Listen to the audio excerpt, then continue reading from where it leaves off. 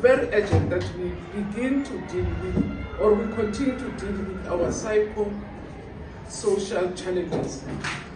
I live in this area and I know most of the social challenges in this area. And this area has an advantage of a very strong community. Through its leadership, it's one of the strongest communities that I know that has coherence. And I think what we need to do is to, as a community, say, what is it that we do to support our children, support our schools, but to also work with our children. There are a number of NGOs in the area, the municipality or provincial, and I know also for a fact the police here, there's an adopted school in the area, and it works very well.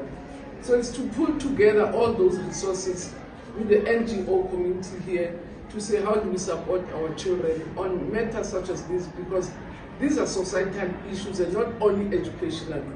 They're educational because we have to educate our kids about comprehensive sexuality and all sorts of important things, social matters, but we also have to amplify it in communities where they live so that it's a wall-to-wall support.